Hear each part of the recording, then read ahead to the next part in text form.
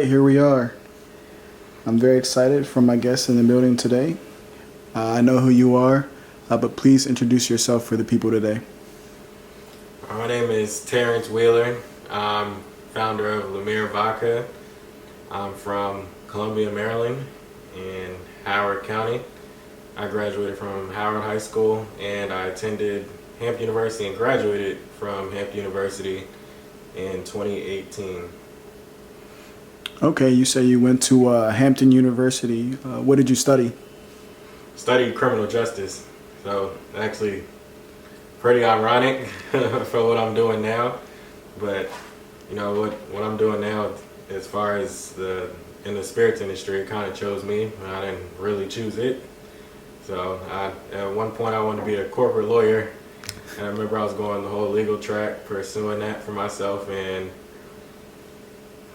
I decided one day after I attended a law camp it was in Western Michigan, and it was one of those kind of like Bridgeway programs, kind of the gap of like if your LSAT wasn't as where it could really be to for entrance in a law school, and then it's kind of I determined at that point going through the whole program that wasn't really for me, and I dove deep into business after going through that program, and that's when I kind of really embarked on my vision and my dream, developing LumiereVodka postgraduate.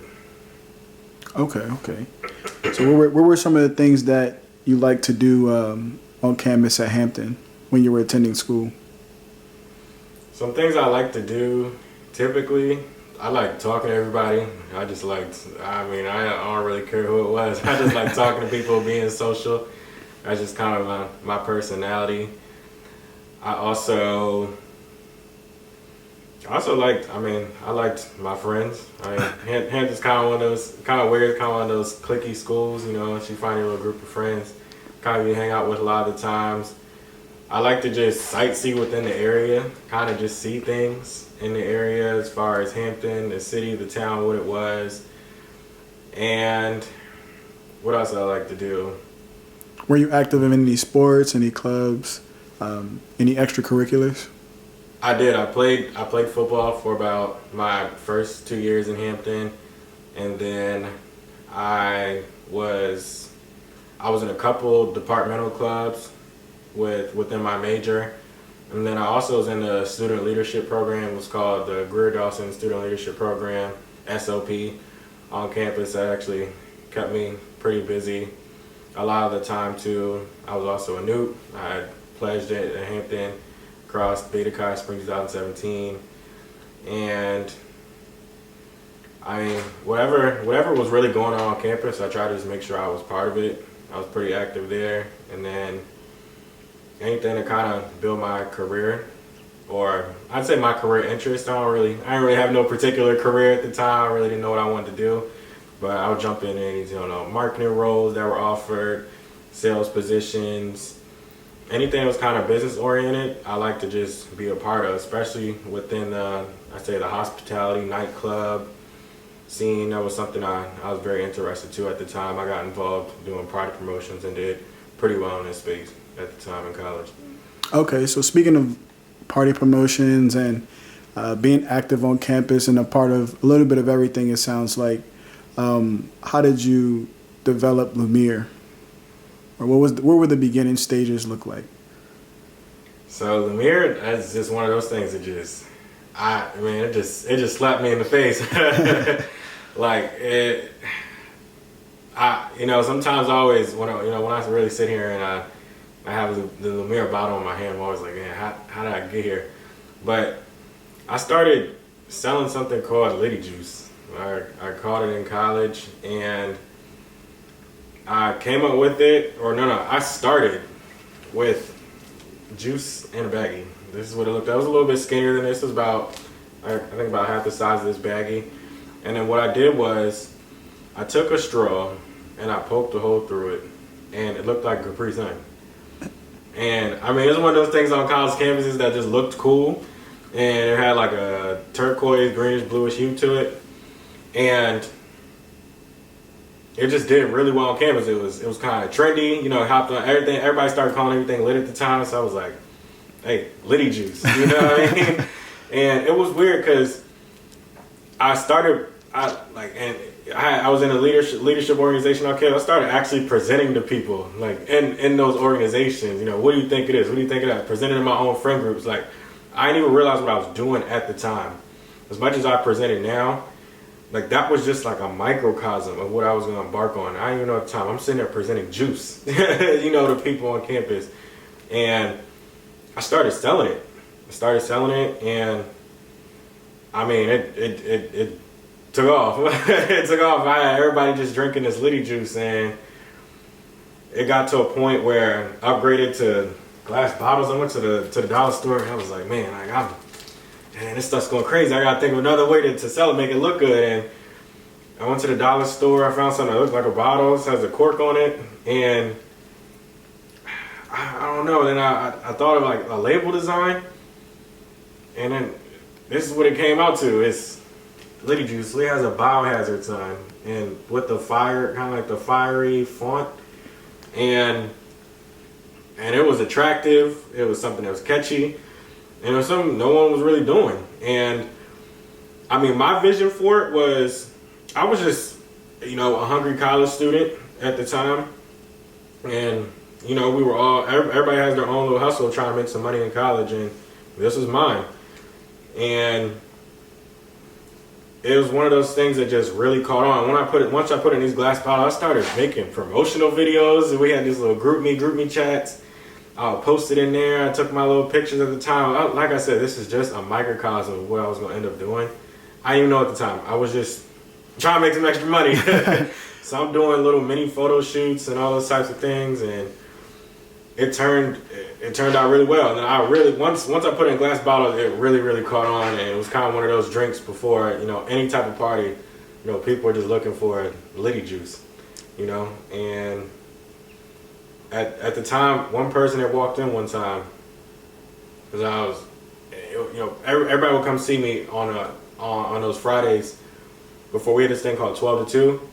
Everybody come to get Litty Juice before 12 to 2, and one person was asking me one time, "Are you going to start a liquor company?" And I just looked at him like, "Are you crazy? Like, I could never do that. Like, that's for only wealthy people. That's for elite people. That's for people that, not like me. Like, I could never do that." I just looked at him, I was like, "Nah, why?" I was like, I don't think I could ever do that. And I was like, but that's, you know, that's a cool idea. But something about it just stuck with me. I got this notebook, and I just started writing down ideas. And hey, I mean, I went from this to,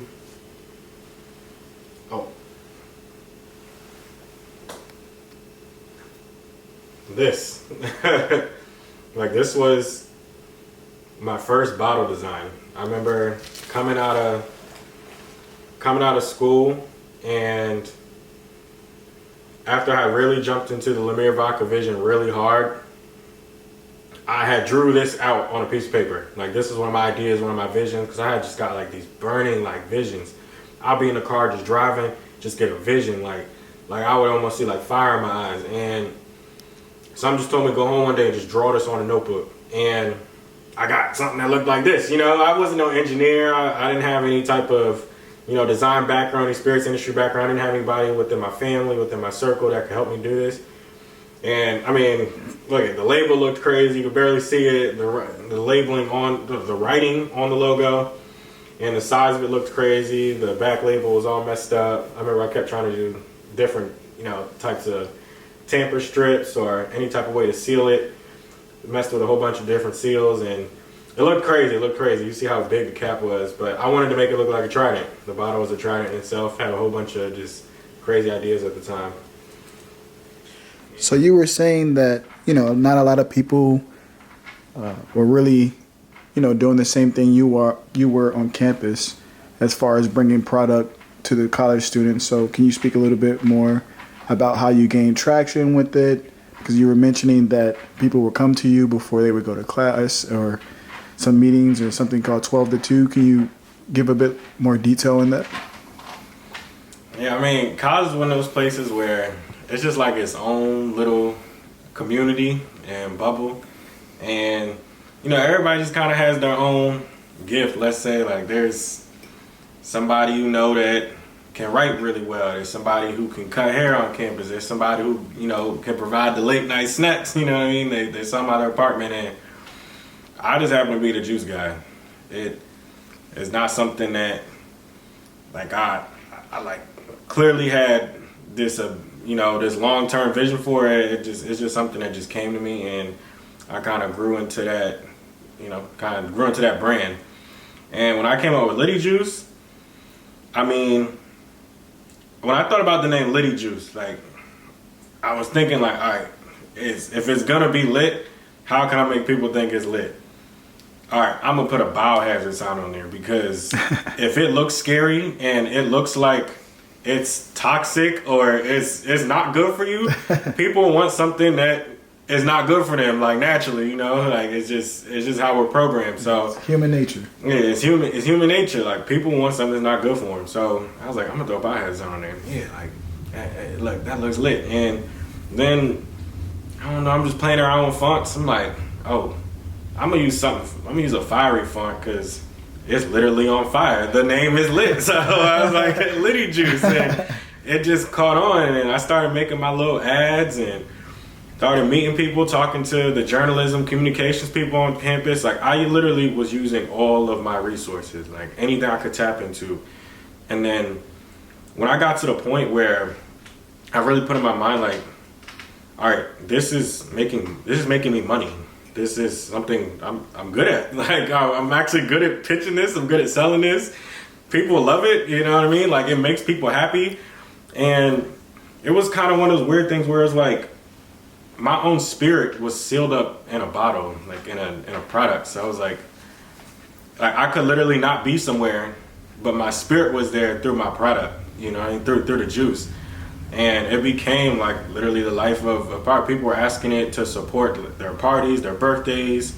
I was selling little party packs, gallons, you know, any type of size format, baggies, cups, this glass bottle size, anything in which anybody wanted it. I would just figure out a creative way to put it that way. And once I was finally ready to jump in to professionalizing it, I mean, man, I remember, like, I'm not gonna lie, I didn't really go to the library unless I was unless I really had a big test coming up. I needed to study. I needed to get away from all my friends, any type of distractions. But it got to a point, I went to the library to go get books. I mean, I was a criminal justice major. I took some business classes, like, you know, minor business classes and things of that sort. And I was like, man, I just want to know more about, like, what business is, how do you run a business, how do you think business, like, how do you carry yourself, how do you communicate?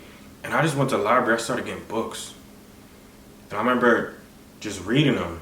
Like, just really reading them. I didn't even read my own majors books like that. Like, I had good grades. I graduated with over a 3.0, but I mean, you know, I just wasn't that passionate about my major. But this is something I was passionate about. I was actually reading the books, and it got to a point where I was like, all right, if I develop this idea, well, maybe I can make liquor glow, like light. Ooh, you know, Lumiere means French. Lumiere means light in French, so I can make something fluorescent. I can make liquor glow since it has like a greenish, bluish hue. So I was like, all right, I'm gonna go talk to the biology department. I started asking my biology friends, like, who's a good professor to go to? And so, not to cut you off, so you're saying that the first product that you had, the Liddy Juice in a pouch, and then which would eventually become Liddy Juice in the bottle that you're currently holding, it was a blue kind of glowing type of liquid?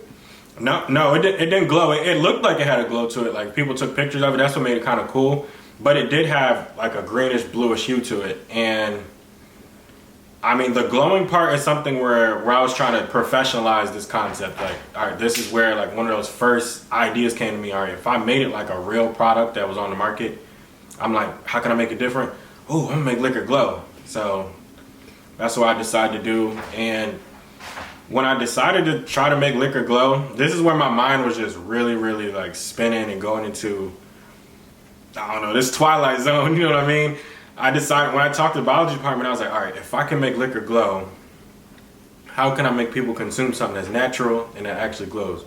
I was talking to a biology professor about bioluminescent material, extracting it out of, like, you know, animals, deep sea animals, deep sea crustaceans, I'm sorry, that could emit, you know, bioluminescent light, and how this material is, we can ingest it and process it naturally. And now that I'm thinking about it, and I just got, you know, I look back at it, I'm like, he probably thought I was crazy. Like, I was crazy asking him this stuff.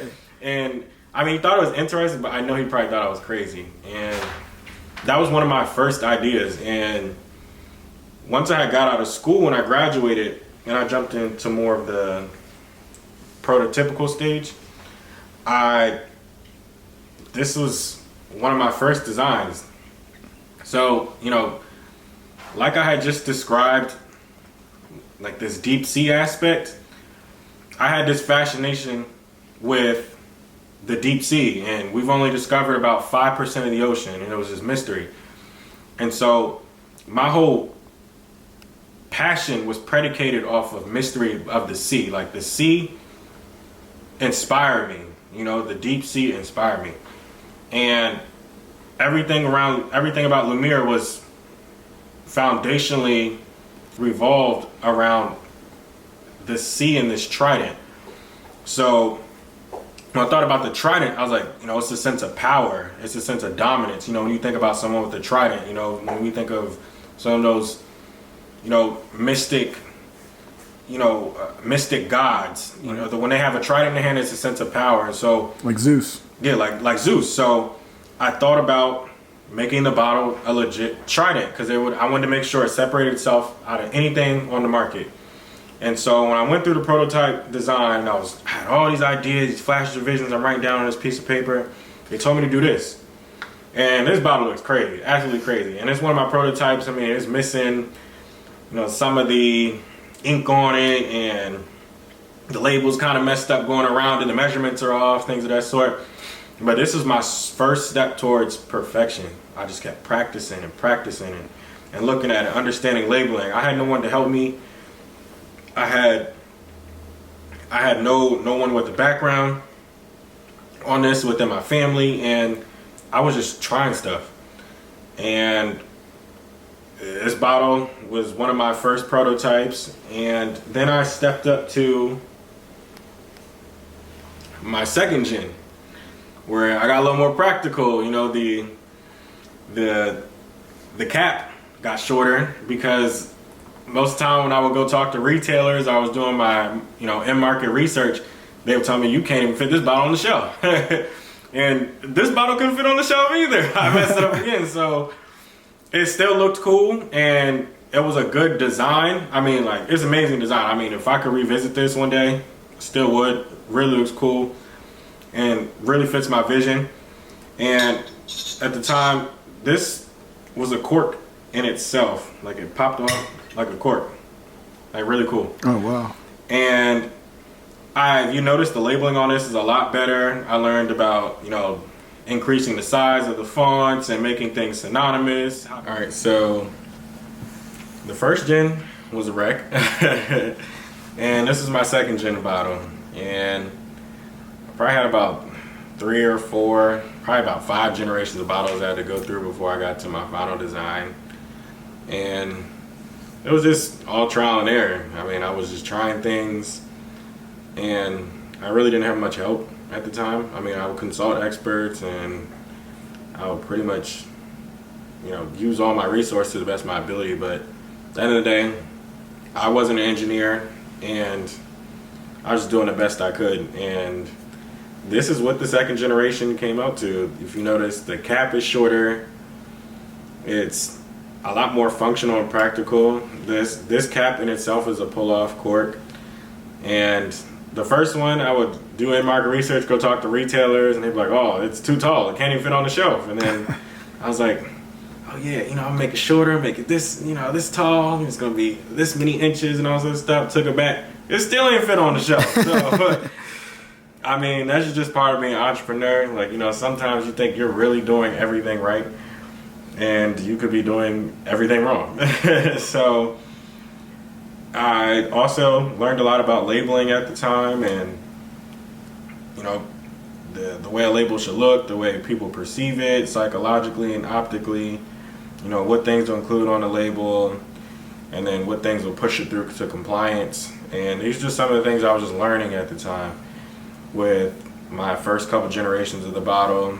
If you notice, the label on this is a lot more refined than the first one. I actually was starting to begin to finalize my actual colors on the label too, as far as what looked good. But this bottle was an actual Trident, and you know, maybe one day I can revisit this. I love this design, but it was actually too expensive to produce and to be operationally efficient just overall as a startup brand. So had discontinued this design, but I mean, I still love it. Okay, yeah, because I see one of the biggest things I notice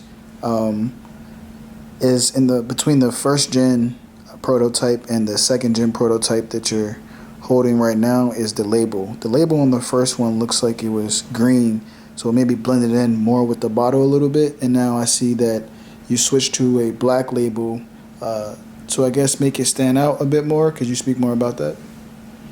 Yeah, so like I said, I really didn't have my color palette really figured out and my brand colors. This is when I really started learning a lot about branding too, and you know, how your packaging should align with your overall color palette of the brand. And it was just also consumer perception. You know, how could I really emphasize this logo? You know, this really intriguing, mysterious looking logo that, you know, this kind of looked unusual and uncommon for something that would be on a liquor bottle. So put it in black and let the green part of the bottle shine through that logo. And you know, what's kind of weird about it too is, you know, from a certain amount of feet, probably about, I'd say about 4 feet, you can't really see the logo that well. You know, this is an issue I got in photography and all types of things. It drives my photographers and videographers crazy. It's camouflage. Yeah, it's just something that's really reflective. It kind of just, like I said, camouflage into the bottle, but that's all by design. I wanted to, you know, you think about things, and you think about when someone really thinks about a brand, the label is not always the first thing that kind of comes to mind. Actually, it's the shape. And so the shape of this bottle is unique. Like, I own this shape. I created it, every dimension and measurement about it. And so when people look at it or see it from the shelf far away, it's, you know, they don't recognize, it really doesn't have much to do with the logo and the label and all those types of things. It has to do with the shape, the color. Those are the two things that we process psychologically before anything. And that's the way I branded it. That's the way I set it up. That's why I engineered it. And you know, that makes it special. So the final design that I have went through and came up with now, the final LumiereVodka bottle. Yeah, this is it. And third time's a charm. It's third time. It's like the sixth time. And I'm so proud to get to this point. And as far as being able to finalize the design, you know, the label makes sense on the back.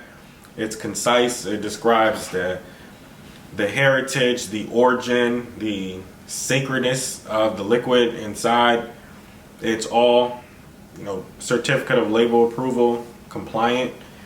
Has the barcode. There's things I learned about a barcode too, as far as making sure the barcode is readable and scannable, and everything is refined. It can be produced in an efficient way, and that was one of the most important things, because you can produce something that's creative, make it look all great and amazing, but man, at the end of the day, when a business is about making money, and I had to be a businessman when I wanted to be creative, and this is what the final design came to, and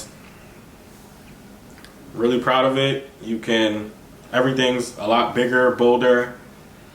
The measurements are super strict in terms of the way it aligns with just certain dimensions of the bottle. It's something I can't just get too in depth with because it's proprietary, but just know that every little dimension and measurement that you see on this, I know I always talk about that, is literally something that I strictly and adamantly force with my suppliers, because this is my uniqueness, my distinction, kind of my esoteric way to compete. And this is LumiereVodka. This is the luxury brand that is about to be the next biggest brand in the world. So taste the love, taste the LumiereVodka, EST 2017. We get taste right the first time. All right, man. It was great, having you in today, learning about the history of, how it was first called Liddy Juice. Now it's called Lumiere, and it's a luxury brand. And we're hoping to see it on the shelves sometime soon. Is there a launch date coming up on when we can expect to see it? Yes, so LumiereVodka will launch November 1st. I know I had you guys all excited about October. Push it about just a couple weeks just because I like to make sure I get everything right. You know what I mean? When you're dealing with me, this is going to be a good experience. And I had to make sure I just curated the right things to make sure it matched the brand personality and the environment that will describe what luxury should look like for the next turn of the vodka segment. And so we launched November 1st. We will be available in Maryland and DC. We have a large number of stores actually already committed already, and I'm very proud of that. You can also see us at a handful of restaurants and clubs that have also committed. We'll release this list. I know everybody is waiting for me to release all the details. I'll release that soon. So please follow us: Instagram, Facebook, LinkedIn, TikTok, Snapchat, any social handle. Please follow us. LumiereVodka. It is the same all the way across. Hey, we get taste right the first time. Taste the love. Taste the LumiereVodka. We get taste right the first time. Taste the love. LumiereVodka.